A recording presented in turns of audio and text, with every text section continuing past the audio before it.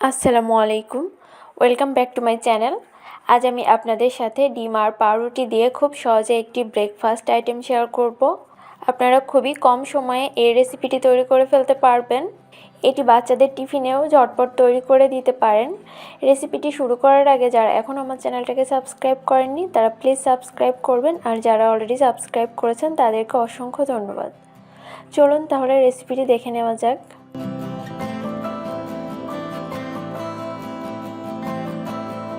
প্রথমে আমি এখানে একটি মিক্সিং বোল নিয়ে নিয়েছি।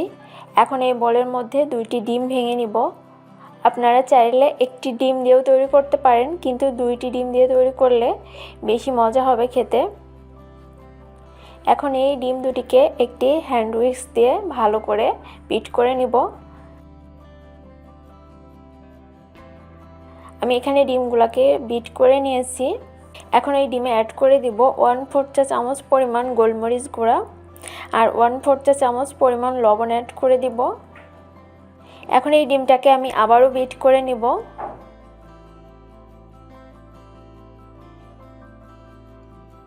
আমি এখানে আবারও এই ডিমটাকে বিট করে নিয়েছি। এখানে আমি নিয়ে নিয়েছি 2 স্লাইস ব্রেড। এবার চুলায় একটি ফ্রাই প্যান বসিয়ে দিয়েছি। প্যানে প্রথমে অ্যাড করে দিব 1 টেবিল চামচ পরিমাণ বাটার। বাটারটা গলে গেলে চুলাটা অফ করে দিব। এবার ফেটিয়ে রাখা ডিমটা প্যানের মধ্যে দিয়ে দিব। চুলাটা অফ রাখতে হবে, তা না হলে ডিমটা দলা পেকে যাবে। এবার ব্রেডগুলা ডিমের উপরে এভাবে করে দিয়ে দিব।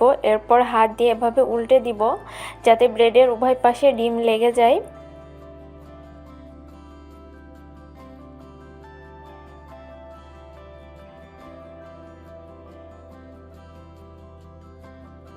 এবার চুলাটা অন করে দিব আর ভাজবো কিছুক্ষণ মিডিয়াম হিটে রেখে। আমি এখানে মজারেলা চিজ নিয়ে নিয়েছি। চিজটা এভাবে করে গ্রেট করে ব্রেডের উপরে ছাড়িয়ে দিব।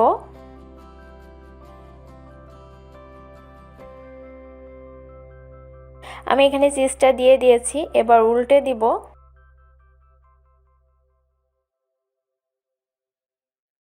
উল্টে দেওয়ার পরে মাঝখান থেকে এভাবে ভাঁজ করে দিব। এখন এই ব্রেডটাকে উল্টে পাল্টে একটু ভেজে নিব।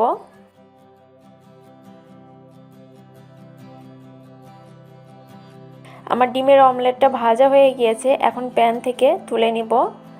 আমি এখানে সার্ভিং ডিশে অমলেটটা সার্ভ করে নিয়েছি।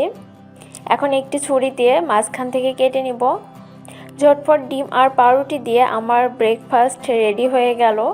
আপনাদের যাদের হাতে সময় থাকে না তারা খুবই কম সময়ে এটি তৈরি করে নিতে পারবেন। এটি খুবই হেলদি আর টেস্টি একটি আইটেম যা সবাই পছন্দ করবে।